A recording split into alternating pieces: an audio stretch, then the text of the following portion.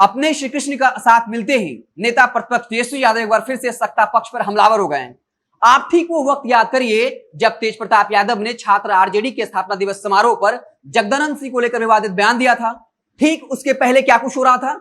RJD सहित नेता प्रतिपक्ष तेजस्वी यादव बाढ़, भ्रष्टाचार और जातीय जनगणना को लेकर सत्ता पक्ष पर हमलावर थे और उस वक्त सत्ता पक्ष बैकफुट पर थे। ठीक उसी वक्त जेडीयू के अंदर आपसी विवाद को लेकर चर्चा था कि कैसे जेडीयू कार्यालय में पोस्टर वार चल रहा है और आरसीपी सिंह के गुट ने लल्लन सिंह और उपेंद्र कुशवाहा को अपना नेता मानने से इंकार कर दिया।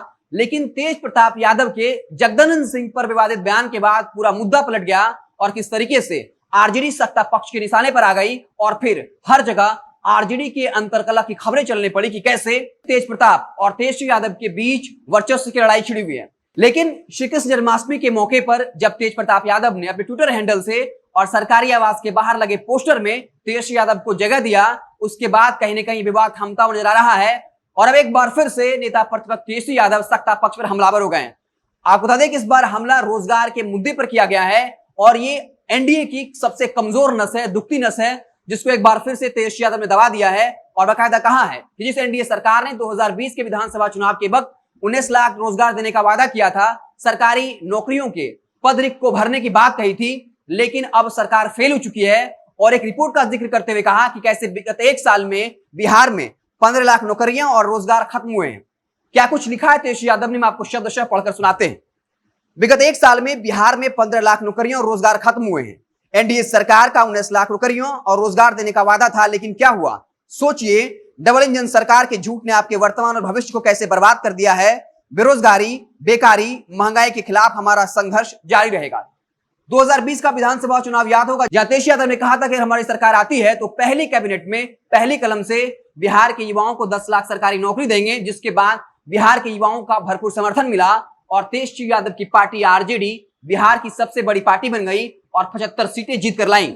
ये अलग बात है कि मुख्यमंत्री नहीं बन पाए, लेकिन युवाओं के बीच में अपनी एक पैठ बनाई थी और एक बार फिर से तेजस्वी यादव को जैसे ही तेज प्रताप का साथ मिला है और आरजेडी के अंतरकलह की खबरें अब थम गई हैं, उसके बाद एक बार फिर से तेजस्वी यादव ने सियासी रूप से हमला किया है। आपको बता दें कि 15 साल तक बिहार की सत्ता में विराजमान रहने वाले नीतीश कुमार और सुशील मोदी ने किस तरीके से रोजगार के मामले में बिहार को बर्बाद किया है। आपको बता दें एक बार बिहार के पूर्व मुख्यमंत्री सुशील मोदी ने रोजगार को लेकर एक बेशर्मी से भरा बयान दिया था और कहा था कि अगर चांद पर भी नौकरी के लिए वैकेंसी निकलेगी तो बिहार का युवा वहां मौजूद होगा। जिसके बाद उस वक्त भी सुशील मोदी को ट्रोल किया गया था और कहा गया था कि हमारे लिए शर्म की बात है कि बिहार के युवाओं को उसके घर में, उसके राज्य में नौकरी नहीं मिलती है, इसलिए वो बाहर जाते हैं, इसलिए इसे वहां सम्मान नहीं बल्कि जलील होना पड़ता है। नीतीश कुमार ने विधानसभा में बकायदा ये बात कही थी कि बिहार के युवाओं को अपने हुनर के दम पर नौकरी मिलता है, इसलिए शर्म नहीं बल्कि ये गर्व का विषय होना चाहिए। और उस वक्त भी सोशल मीडिया के जरिए बिहार के युवाओं ने ट्रोल किया और कहा कि अगर बिहार में रोजगार के अवसर होते और बिहार के युवाओं को उनके विशेषज्ञता के आधार पर बाहर बुलाया जाता तब उसे सम्मान कहा जाता, लेकिन बिहार के युवा मजबूरी में बिहार से बाहर जाते हैं, इसलिए वहां सम्मान नहीं बल्कि जलील होना पड़ता है।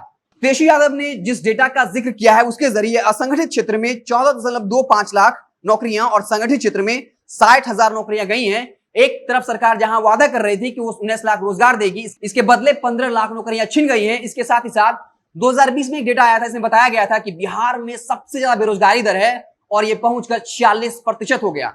एक बार फिर से बिहार में विपक्षी पार्टियां रोजगार और नौकरियों के मसले पर सरकार को घेर रही है। आपको वो इस वक्त के प्रधानमंत्री नरेंद्र मोदी का बयान भी याद होगा, जब उन्होंने कहा था कि अगर बीजेपी की सरकार आती है तो 2 करोड़ नौकरियां मिलेंगी। लेकिन यह भी सच है कि बीजेपी की ही सरकार में पिछले 30 सालों में सबसे ज्यादा बेरोजगारी दर हो गया है और बाकायदा बीजेपी के नेताओं ने बड़ी निर्लजता पूर्वक कहा था कि वो हमारा जुमला था। यानी चुनाव के वक्त में युवाओं के साथ जो नौकरियों और रोजगार के वादे किए जाते हैं, बाद में वही नेता कहते हैं कि वो तो हमारा जुमला था। और एक बार फिर से जिस तरीके से देश में और राज्य में बेरोजगारी दर बढ़ रहा है, बिहार में नौकरियां नहीं निकल रही, भर्तियां नहीं निकल रहा है, सत्ता पक्ष को इसका नुकसान उठाना पड़ेगा। और एक बार फिर से जिस तरीके से विधानसभा चुनाव के वक्त में तेजस्वी यादव ने इस मुद्दे को पकड़कर लोकप्रियता हासिल की, एक बार फिर से उसी कमजोर नस को दबा रहे हैं और एक बार फिर से अब रोजगार के मसले पर हमला करना शुरू कर दिया है। अब देखना दिलचस्प होगा कि बीजेपी की तरफ से क्या पलटवार आता है। जैसे ही कुछ नया अपडेट आएगा, मुझसे आपको इत्तला करते रहेंगे। आप देखते रहे जनता जंक्शन। अगर आप ये वीडियो फेसबुक पर देख रहे हो तो फेसबुक पेज को लाइक करें, यूट्यूब पर देख रहे हो तो सब्सक्राइब करें। बहुत बहुत धन्यवाद।